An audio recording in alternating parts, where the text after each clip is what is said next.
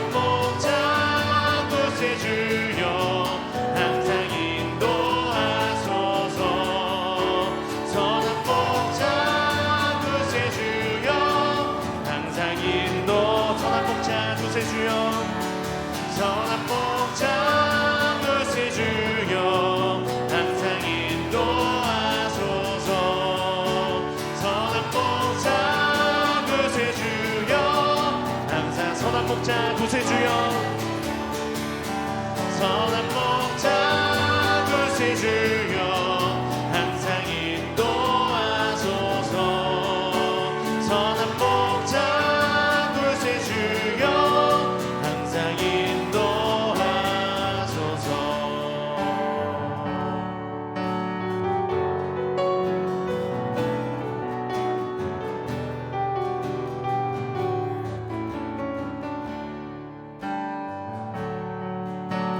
선하신 목자 날 사랑하는 분 주 인도하는 곳 따라가리 주의 말씀을 나 듣기 위하여 주 인도하는 곳 가려는 선하신 목자 선하신 목자 날 사랑하는 분 주 인도하는 곳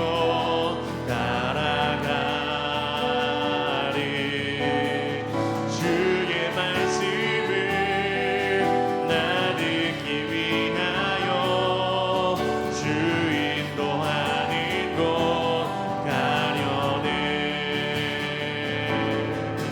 나를 푸른 초장과 쉴만한 물가로 내 선하신 목자 날 인도해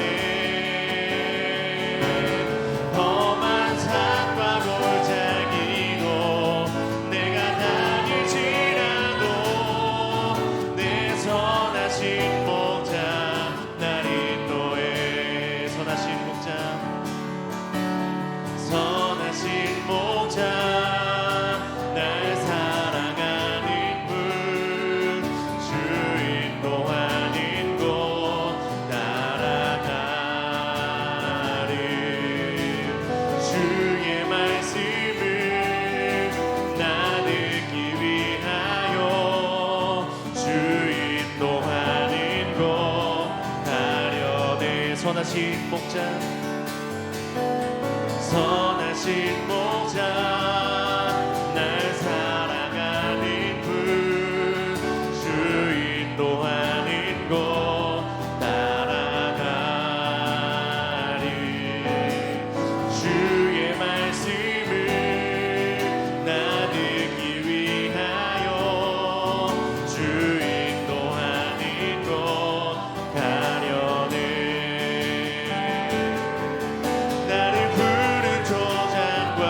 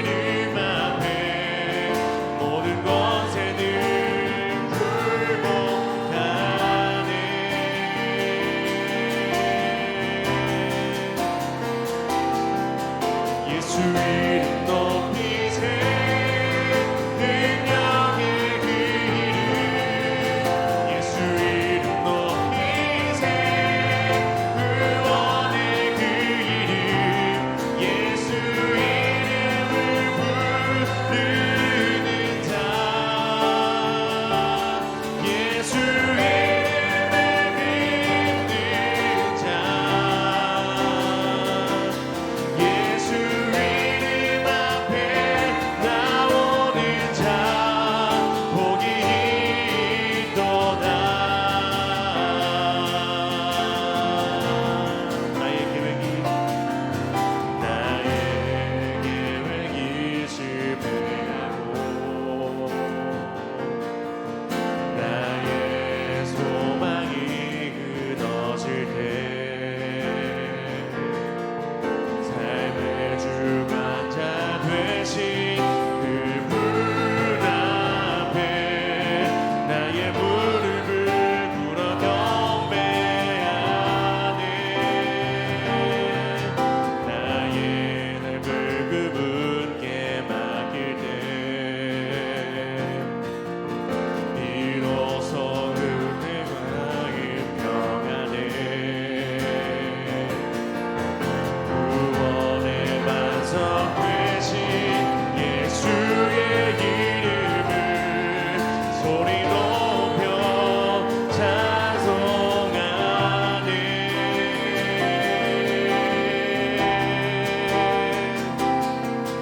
예수 이름 높이세 능력의 그 이름 예수 이름 높이세 구원의 그 이름 예수 이름을 부르는 자 예수 이름을 믿는 자 예수 이름 앞에 나오는 자 복이 있도다 예수 이름 높이세 예수 이름 높이세 능력의 그 이름 예수 이름 높이세 구원의 그 이름 예수 이름을 부르는 자 예수 이름을 믿는 자 예수 이름 앞에 나오는 자 복이 있도다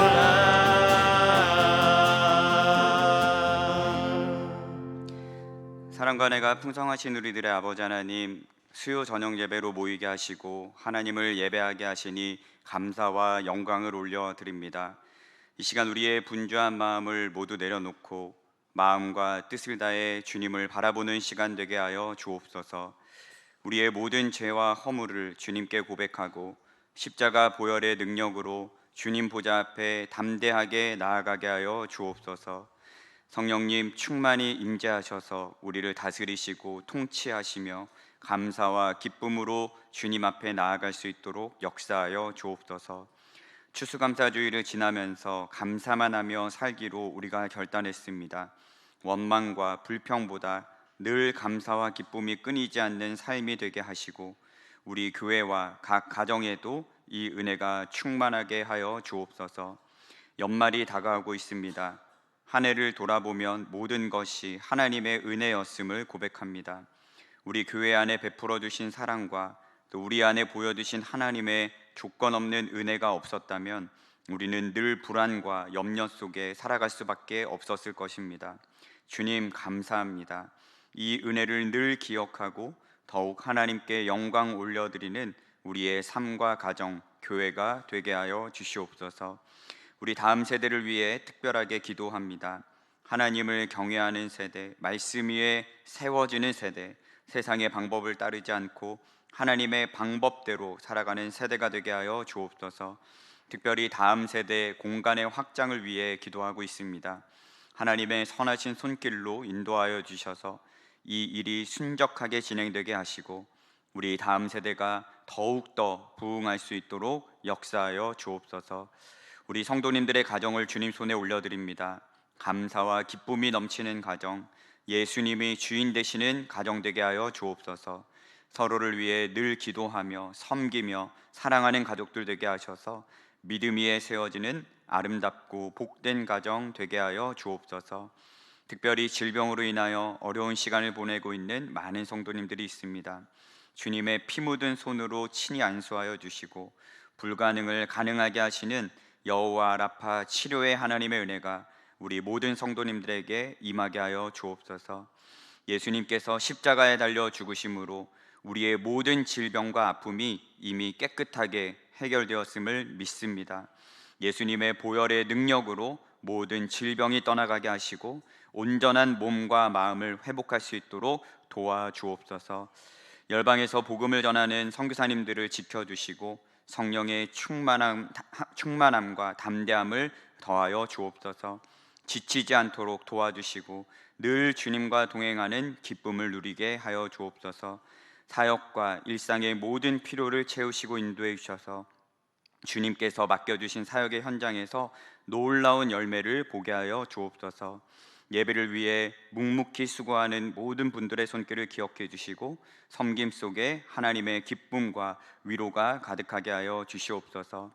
이 시간 하나님 앞에 귀한 예물을 올려드립니다. 드린 손길 위에 하나님께서 은혜 위에 은혜를 더하여 주시고 간절한 기도의 제목 위에 하나님의 응답을 온전히 경험할 수 있도록 역사하여 주옵소서. 말씀을 들을 때 듣는 마음과 귀를 열어주시고 말씀에 순종할 수 있는 믿음도 주셔서 그 믿음대로 살아갈 수 있는 은혜를 허락하여 주시옵소서. 이 모든 말씀 우리 주 예수 그리스도의 이름으로 기도하옵나이다. 아멘.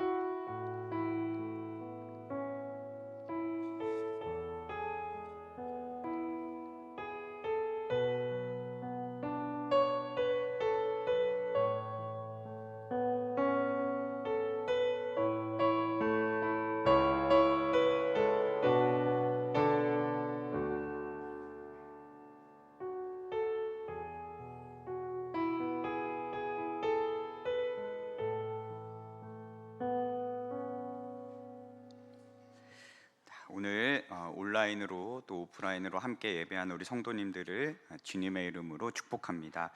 교회 소식 전해드리도록 하겠습니다. 계속해서 다음 세대 교사를 모집하고 있습니다. 우리 위드 킨더, 위드 키즈, 또 위드 틴즈 우리 귀한 다음 세대들을 위해서 섬길 분들을 찾고 있는데요. 우리 담임 목사님께서 말씀 계속 하시듯이 글자만 읽어도 섬길 수 있고 또 사랑하는 마음만 있으면 나이와 상관없이 섬길 수 있는 사역입니다. 우리 성도님들께서 꼭 기억해 주셔서 우리 다음 세대를 위해 섬길 교사 마음을 주시면 순종해 보시기를 바라고 우리 다음 세대를 위해서도 계속해서 기도해 주시기를 바라겠습니다. 우리 하나님의 말씀을 다 함께 봉독하도록 하겠습니다. 오늘 우리에게 주시는 하나님의 말씀은 고린도후서 4장 10절에서 11절까지 말씀입니다. 고린도후서 4장 10절에서 11절까지 말씀 길지 않기 때문에 우리 한 목소리로 함께 말씀을 봉독하도록 하겠습니다. 시작. 우리가 항상 예수의 죽음을 몸에 짊어짐은 예수의 생명이 또한 우리 몸에 나타나게 하려 함이라. 우리 살아있는 자가 항상 예수를 위하여 죽음에 넘겨짐은 예수의 생명이 또한 우리 죽을 육체에 나타나게 하려 함이라. 아멘. 자, 우리가 계속해서 나는 죽고 또 예수로 사는 사람이라는 주제를 가지고 말씀을 나누고 있는데요. 나는 죽고 예수로 사는 사람이라는 주제를 생각할 때마다 제가 신학교에서 이 문제를 놓고 치열하게 고민했던 시간이 떠오릅니다. 제가 군대를 전역하고 학교를 복학했을 때 학우들 사이에서 계속해서 거론되던 책 하나가 있었습니다. 바로 유기성 목사님의 나는 죽고 예수로 사는 사람이었습니다. 너무 많은 학우가 이 책에 대해서 이야기하길래 저도 궁금해서 읽어보았습니다. 책을 펼쳐들고 자리에 앉았는데 책 표지부터 너무나 많은 생각을 하게 만들었습니다. 책을 읽어보신 성도님들은 아시겠지만 표지가 약간 흑백 톤의 강가를 이렇게 보여주면서 굉장히 묵직한 분위기와 무게감 있는 운치를 보여줍니다. 아, 가벼운 내용은 아니겠구나, 이런 생각으로 읽기 시작했는데, 솔직히 말씀드리면 내용이 너무 어려워서 중간에 책을 덮어버렸습니다. 왜냐하면 부끄러운 이야기지만 그때까지 저는 신학생임에도 불구하고 죽어야 한다라는 이야기를 들어본 적이 없었거든요. 모태신앙으로 제가 자랐지만 내가 죽어야 한다라는 이 진리를 그때 비로소 처음 들어봤습니다. 중학교 시절, 고등학교 시절에 제가 가장 많이 들었던 말 중에 하나가 무엇이냐면 하나님의 영광을 위해 살아야 한다라는 말이었습니다. 요셉처럼 큰 꿈을 가져라. 하나님의 영광을 위해서 열심히 공부하고 좋은 대학에 가서 성공해서 거기서 하나님의 영광을 드러내라 라는 설교와 간증을 매 수련회 때마다 들었습니다. 그러니 제 안에는 하나님의 영광을 위해 공부해야 한다라는 마음만 온통 가득했거든요. 정작 하나님의 영광을 위해서 살아간다는 것이 무엇인지도 모른 채 헛된 능력만 구하고 살았던 것입니다. 제가 그때까지 알고 있었던 하나님의 일을 하려면 성령 충만해야 돼, 은사가 있어야 돼, 능력이 있어야 돼, 저는 이렇게만 알고 있었습니다. 그런데 내가 죽어야 한다니 너무 당황스럽고 이해가 되지 않았습니다. 특히 이 책의 1장 십자가의 능력을 경험하면 예수님 한 분만으로 충분한 인생이 된다. 그리고 3장에 하나님께 내 자아를 바쳐야 나는 죽고 예수로 산다는 내용은 제게 큰 충격이었습니다. 이게 어떻게 가능한 일인가? 이걸 위해서 나는 그럼 무엇을 해야 하는가? 그 당시 어렸던 저에게는 참 어려운 내용이었습니다. 마치 신앙 고전을 읽는 듯한 난해함이 있었거든요. 하지만 시간이 지나서 제가 사역 현장에서 깨지고 부딪히고 그리고 사역을 하면서 조금씩 이해되기 시작했습니다. 나의 자아가 죽어야 예수님이 사신다라는 말이 정말 중요한 거구나라는 것을 사역의 현장에서 제가 알게 되었어요. 그리고 우리가 걷는 신앙의 여정에 있어서 반드시 이 문제를 해결해야 한다는 것도 알게 되었습니다. 우리는 지난 시간에 나는 죽고 예수로 사는 사람은 반드시 자아의 죽음을 경험해야 한다고 나누었습니다. 예수님 안에서 내가 이미 죽었다는 것을 믿고 성령께서 내 안에 계신다는 것을 믿으면 옛 사람이 죽었다는 것을 확신할 수 있습니다. 오늘도 지난 시간에 이어서 우리가 어떻게 하면 나는 죽고 예수로 사는 사람이 될 수 있을지 그 은혜를 함께 나누어 보려고 합니다. 바라기는 오늘 이곳에 모인 저와 여러분이 예수님과 함께 죽고 또 예수님과 함께 사는 인생이 되어서 참된 평안과 행복을 누리며 살아갈 수 있는 우리 모든 성도님들이 되시기를 주님의 이름으로 축복합니다. 예수님의 제자에는요, 두 가지 유형이 있습니다. 첫 번째는 주님의 일을 스스로 열심히 하는 사람이 있고요. 두 번째는 주님이 자신을 통해 일하시도록 내어드리는 사람이 있습니다. 첫 번째 유형부터 살펴보면 먼저 빌립보 교회의 여성 지도자였던 유오디아와 순두계라는 사람의 이야기를 들 수가 있습니다. 이 두 여성 지도자는 바울로부터 복음을 듣고 예수님을 믿어 삶이 변화되었습니다. 그리고 바울의 충성스러운 동역자가 되어 빌립보 교회를 세워나갔던 아주 중요한 인물들입니다. 하지만 서로의 의견 차이가 조금 있었나 봐요. 그 의견 차이를 좁히지 못하고 교회 안에 분열과 시험을 일으킨 장본인들이었습니다.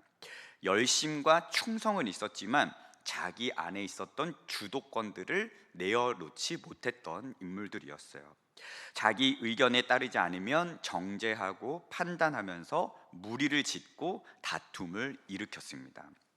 주님의 일을 자기 방식대로 한 것이죠. 거기에는 주님의 뜻과 주님의 마음은 없었습니다. 그래서 사도 바울은 이 두 사람을 향해서 이렇게 권면했습니다. 내가 유오디아를 권하고 순두계를 권하노니 주 안에서 같은 마음을 품어야 한다라고 권고했습니다.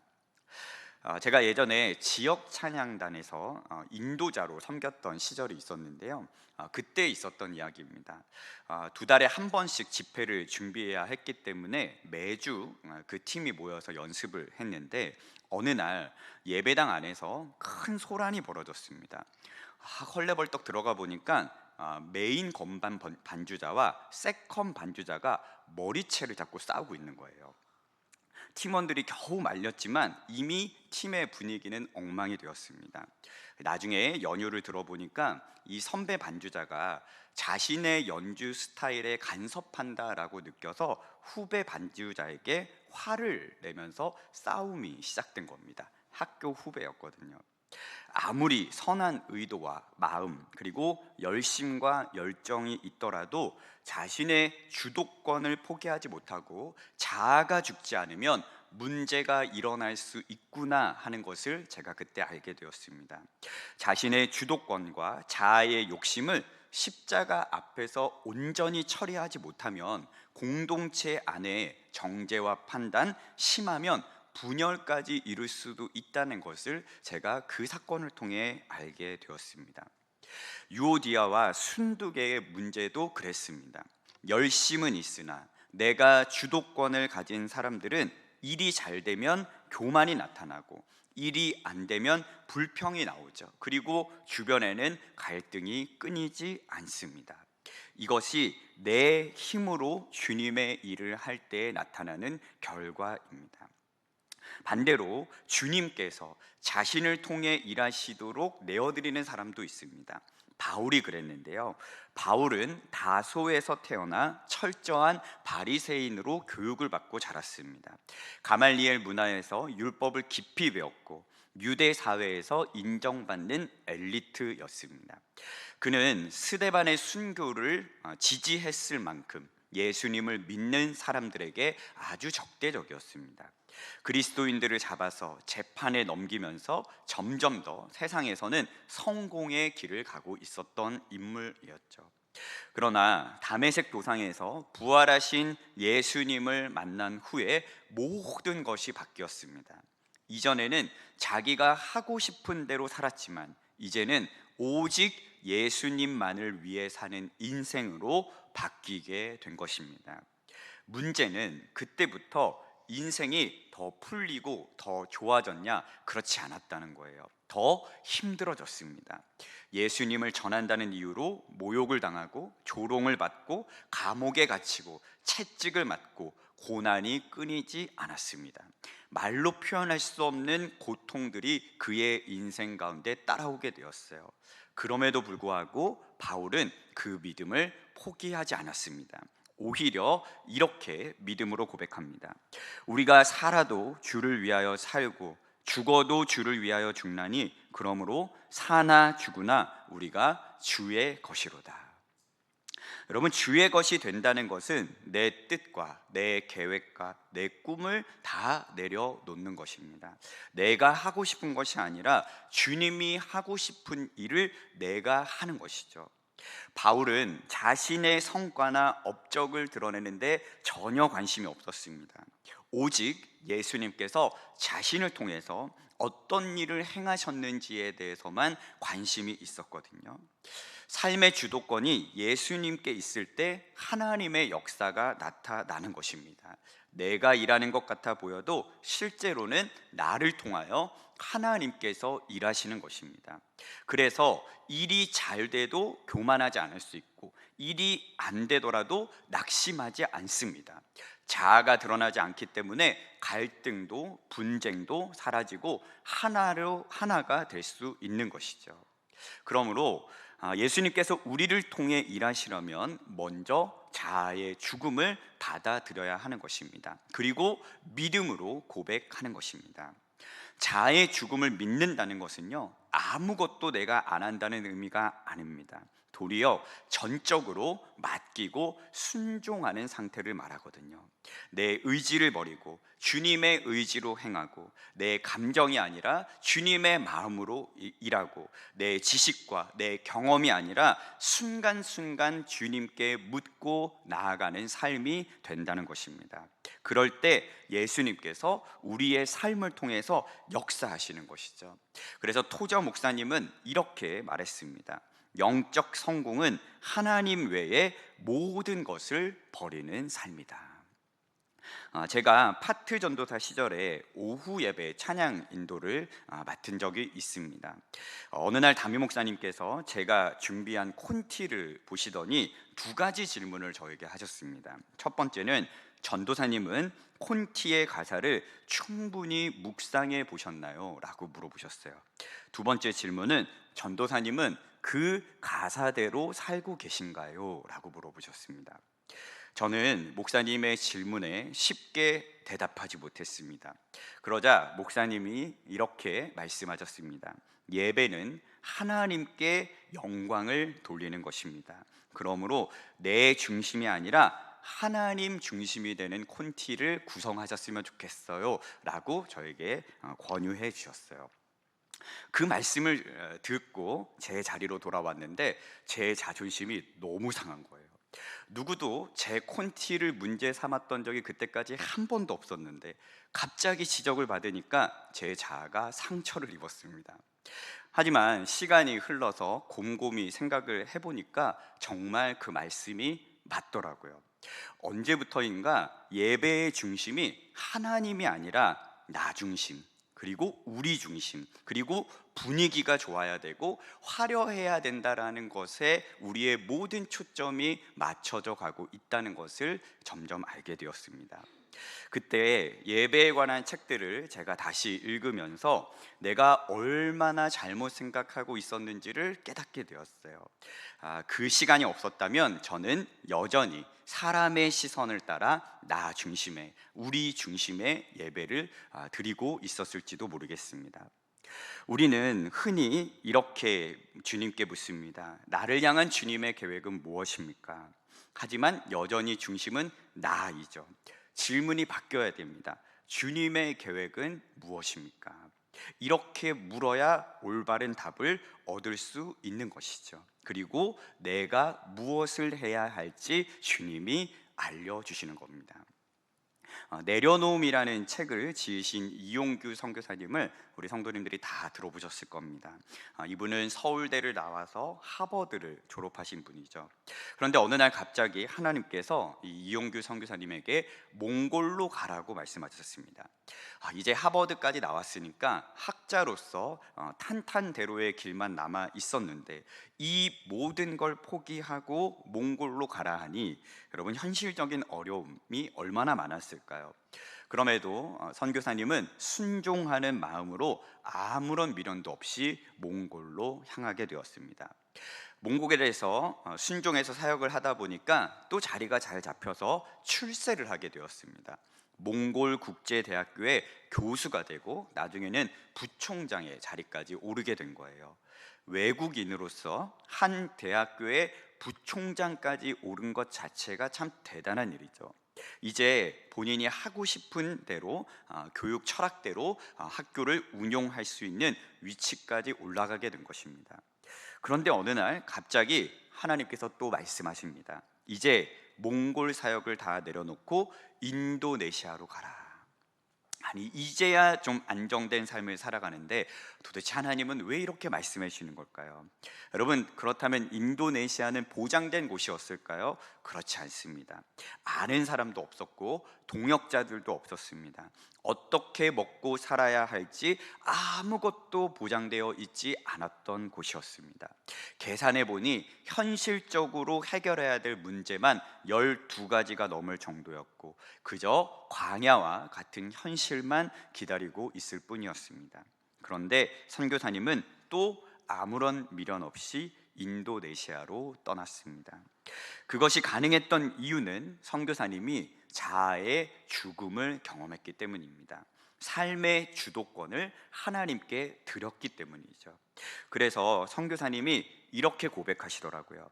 예수님만 십자가에 못 박히시는 것만으로는 안 됩니다. 나도 같이 십자가에 못 박혀야 합니다. 내가 죽어야 내 안에 그리스도께서 사실 수 있는 것입니다. 내가 죽었다는 것은요, 믿음의 시작이고요, 주님이 역사하시는 삶의 출발점이 됩니다. 우리의 삶의 주도권을 하나님께 내어드리면 주님께서 우리의 삶을 통해 역사하실 수 있습니다. 하지만 우리의 삶의 주도권을 주님께 내어드리지 못하면 주님은 우리의 삶을 통해서 역사하실 수가 없는 것이죠. 사랑하는 성도 여러분, 여러분들은 십자가에서 온전히 죽으셨습니까? 혹시 우리가 우리의 삶에 인생의 왕노릇하며 살고 있지는 않습니까? 이곳에 모인 우리 모두 삶의 주권을 오직 주님께 내어드리고 주님께서 이끄시는 대로 철저하게 순종하며 나아갈 수 있는 저와 여러분들의 삶이 되었으면 좋겠습니다. 그래서 나는 죽고 예수로 사는 삶이 얼마나 아름답고 또 얼마나 복된 삶인지를 증거할 수 있는 우리 모든 성도님들이 되시기를 주님의 이름으로 축복합니다. 여러분, 나는 죽고 예수로 사는 이 십자가 복음의 또 다른 핵심은 무엇이냐면 죽음이 아니라 생명에 있다는 것입니다.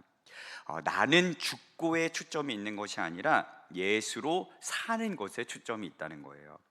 여러분, 예수님이 우리 안에 와 계십니다. 그런데 왜 우리는 예수님의 생명의 역사들을 날마다 경험하지 못하는 것일까요? 내가 죽었다는 사실을 믿음으로 아직도 받아들이지 못하기 때문입니다. 나의 죽음을 믿고 받아들이지 않기 때문에 예수님의 생명으로 사는 삶 또한 우리가 한 발짝도 경험할 수가 없는 것이죠.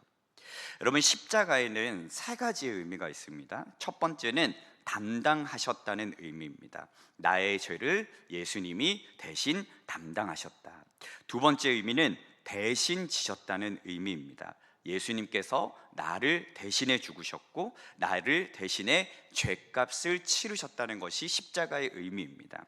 그런데 마지막 세 번째가 가장 중요한 의미입니다. 무엇이냐면 연합되었다는 의미입니다. 십자가는요, 결국에는 연합을 말하는 거예요. 내가 예수님과 함께 연합되는 것이죠. 내가 예수님과 완전하게 하나가 되는 것입니다. 내 안에 예수님이 거하시고 내가 예수님 안에 거하는 완전한 하나가 되는 것, 이것이 십자가 안에서의 죽음입니다. 여러분, 이 은혜는 우리의 자아가 살아있는 한, 내가 내 삶의 주인 노릇을 하는 한 결코 경험할 수 없는 은혜입니다. 주님과 완전한 연합의 상태가 되면 내 고집과 내 뜻대로 살아가는 것이 아니라 주님의 계획과 주님의 뜻대로 살아가는 것은 너무나 당연한 일이 됩니다. 그래서 사도 바울은 항상 자신의 죽음을 고백하며 사는 이유를 이렇게 설명을 했습니다. 우리가 항상 예수의 죽음을 몸에 짊어짐은 예수의 생명이 또한 우리 몸에 나타나게 하려 함이라. 우리 살아있는 자가 항상 예수를 위하여 죽음에 넘겨짐은 예수의 생명이 또한 우리 죽을 육체에 나타나게 하려 함이라. 여러분, 바울은 예수님의 죽음을 늘 짊어지고 살았습니다. 자기 십자가를 지고 산 것이죠. 그가 항상 자기 십자가를 지고 살았던 이유는 그때 비로소 예수님의 생명이 그를 통해 나타날 수 있었기 때문입니다. 예수님과 우리가 완전한 연합을 이루면 예수님의 생명이 나의 생명이 되는 것이죠. 그래서 예수님 안에서 죽은 사람은 어떠한 시험도 이길 수 있게 됩니다. 죽음조차도 두렵지 않게 되는 것이죠. 왜냐하면 예수님의 생명의 역사가 나의 생명의 역사가 되기 때문에 그렇습니다. 그리스도 안에서 나의 자아의 죽음을 믿고 받아들이는 사람에게 한 가지 더 놀라운 복이 있는데, 그것은 자신을 감추거나 억누르지 않고 드러낼 수 있는 진정한 자유를 누리게 된다는 것입니다. 많은 성도들이 이런 식으로 자신의 죄와 자신의 교만과 자신의 혈기와 자신의 욕심을 힘겹게 억누르며 살아갑니다. 감추면서 누르면서 이겼다고 착각하며 살아가죠. 그러나 사실은 겉으로만 드러나지 않을 뿐 이긴 것이 아닌 것입니다. 여러분, 이런 신앙생활은 자유와 기쁨이 아니라 또 하나의 짐이 되고 또 하나의 스트레스가 됩니다. 하지만 그리스도 안에서 진정한 자신의 죽음을 받아들이는 사람은 자아를 드러낼 수 있고 자신을 드러낼 수 있는, 자신의 약함까지 자랑할 수 있는 진정한 자유와 기쁨을 누리게 된다는 것입니다. 여러분, 저는 굉장히 의심이 많은 사람입니다. 이렇게 겉으로 보셨을 때는 굉장히 멀끔해 보이고 예수님을 정말 잘 믿어온 것처럼 보이지만, 여러분, 저는 그렇지 않습니다. 굉장히 의심이 많은 사람이고요, 합리적으로 받아들이지 않으면 동의하지 않는 약간 이성적인 부분도 갖고 있습니다. 그래서 무엇인가를 믿는다는 것이 참 어려운 저는 사람입니다. 그런데 태어나 보니까 부모님이 교회를 다니고 계셨고 그렇게 자연스럽게 교회를 다니게 되었어요. 그래서 어릴 때부터 들어왔던 이 성경 이야기, 그리고 예수님에 관한 이야기가 새롭다기보다는 늘 너무나 당연한 이야기들이었습니다. 교회가 곧 집이었고 놀이터였고 그리고 삶의 모든 것이었기 때문에 저는 제가 예수님을 정말 잘 믿는 줄 알았어요. 제가 고2 겨울방학이 되었을 때 제 삶의 전환점이 되어준 예수님과의 인격적인 만남이 있었습니다. 저는 이 인격적인 만남이 있으면 제 삶이 완전히 변화될 줄 알았어요. 그렇게 신학교를 가게 되어서 학교 생활을 시작하게 되었는데 제 안에 얼마나 예수님을 향한 믿음이 없었는지를 점점 깨닫게 되었습니다. 신학교에 가면 믿음이 더 견고해질 줄 알았습니다. 아골 골짝 빈들로 부르시면 무조건 순종해서 갈 수 있을 줄 알았습니다. 하지만 저는 목사가 된다는 것이 어떤 의미인지 그때는 잘 몰랐습니다. 오히려 시간이 흐를수록 제 안에 예수님을 향한 믿음이 없다는 것만 더 분명해졌습니다.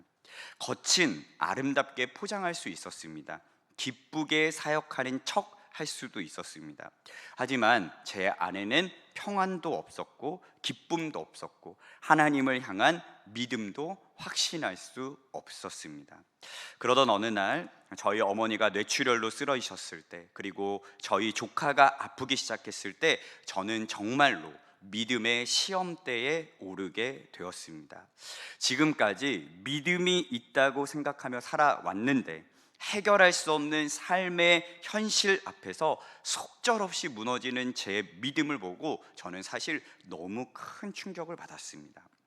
예수님을 위해 살겠다고, 예수님 한 분이면 충분하다고 수없이 고백했는데 너무나 높은 현실의 벽 앞에서 김 빠진 믿음이었다는 것을 알게 되었어요.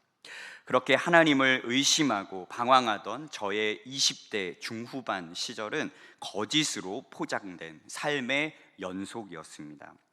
마음은 늘 불안하고 아프고 힘들었지만 사역하거나 그리고 설교할 때는 그 불확실한 믿음을 애써 감추면서 복음으로 살아야 한다고, 예수님 한 분만으로 만족하며 살아야 된다고 외쳤습니다.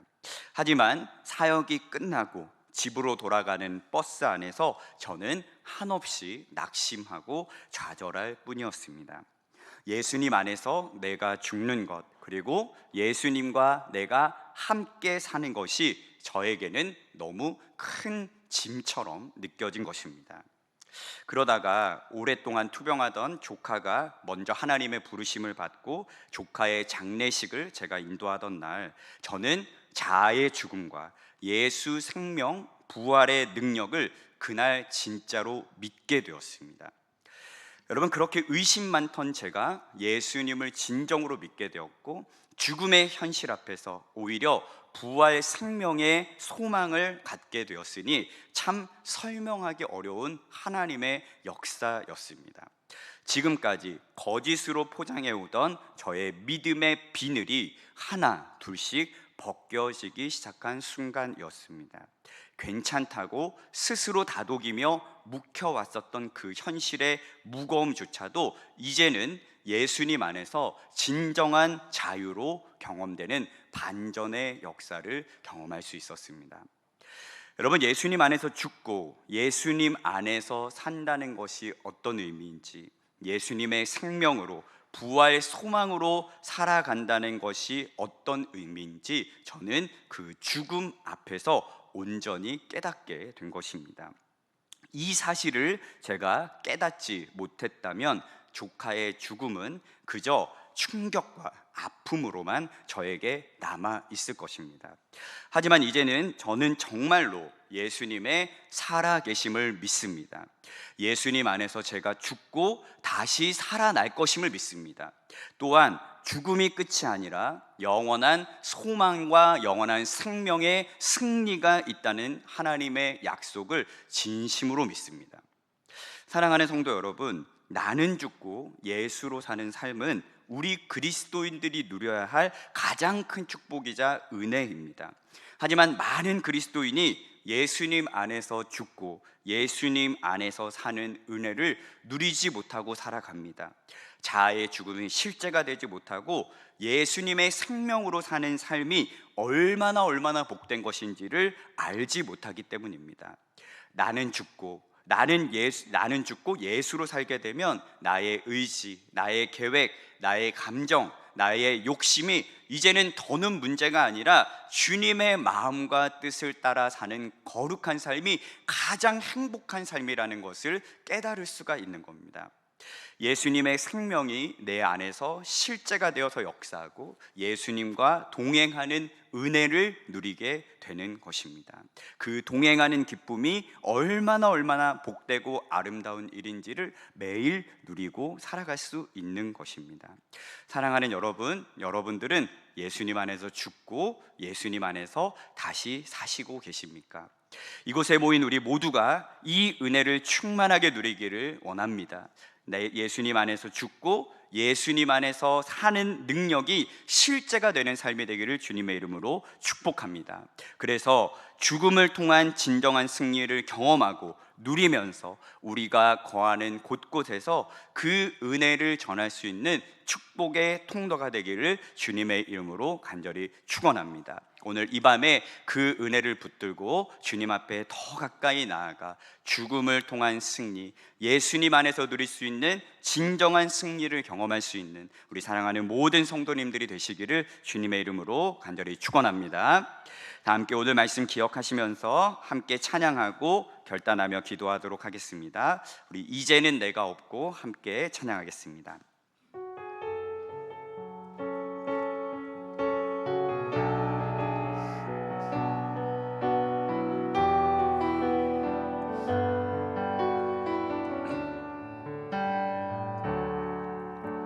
이제는 내가 없고 오직 예수님만 내 안에 살아계신 오직 예수님만 찬양하며 살리라 예배하며 살리라 내 안에 계시는 오직 예수님만. 다시 한번 이제는 내가 없고 이제는 내가 없고 오직 예수님만 내 안에 살아계신 오직 예수님만 찬양하며 살리라 예배하며 살리라 내 안에 계시는 오직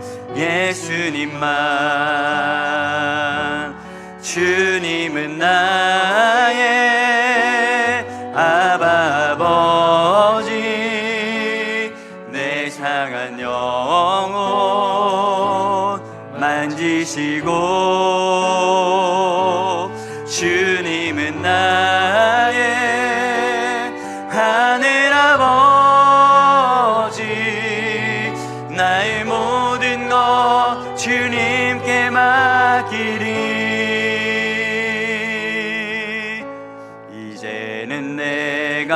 없고 오직 예수님만 내 안에 살아계신 오직 예수님만 자랑하며 살리라 예배하며 살리라 내 안에 계시는 오직 예수 주님은 나의 아버지 주님은 나의 아버지 내 상한 영혼 만지시고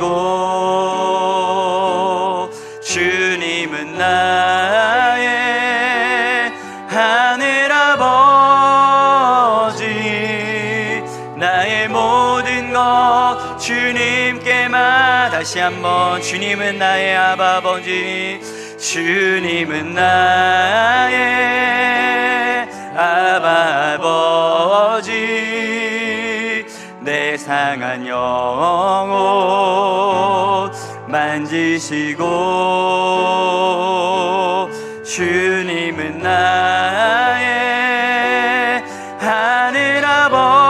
하늘아버지 나의 모든 것 주님께 맡기니 이제는 내가 없고 이제는 내가 없고 오직 예수님만 내 안에 살아계신 오직 예수님만 찬양하며 살리라 예배하며 살리라 내 안에 계시는 오직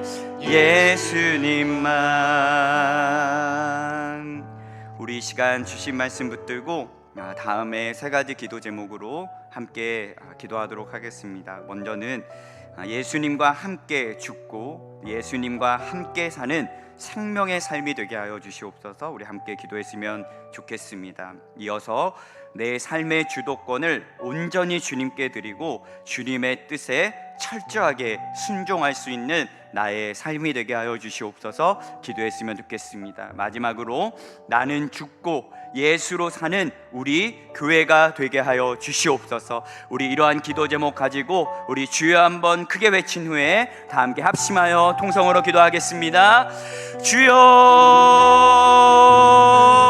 주여 할렐루야. 사랑과 내가 풍성하신 우리들의 아버지 하나님 감사와 영광을 올려드립니다. 아버지 하나님 오늘 이 밤에도 아버지 하나님의 은혜 가운데 우리 한 사람 한 사람을 주님의 거룩한 보좌 앞으로 불러두셔서 아버지 하나님 전심으로 하나님 아버지 앞에 나아가게 하시고 아버지 하나님 말씀을 붙들고 우리의 삶을 주님께 올려드리며 간절한 마음으로 기도하게 하시니 감사와 영광을 올려드립니다. 아버지 하나님 오늘 이 시간 하늘문을 활짝 열어주셔서 성령의 충만한 역사 가운데 아버지 하나님 오늘 우리가 담대하게 주님 보좌 앞에 나아가게 하여 주시고 아버지 하나님 있는 모습 그대로 아버지 하나님 주님 앞에 나아가는 은혜의 시간이 될 수 있도록 역사하여 주시기를 간절히 바라고 기도합니다. 하나님 아버지 우리의 삶이 나는 죽고 예수로 사는 삶이 되기를 원합니다. 아버지 하나님 내 안에 이제는 내가 없고 아버지 하나님 예수님께서 사시는 인생이 되기를 원합니다. 아버지 하나님 이제는 나의 죽음에서 그치는 것이 아니라 예수님의 생명으로 사는 인생이 되기를 원합니다.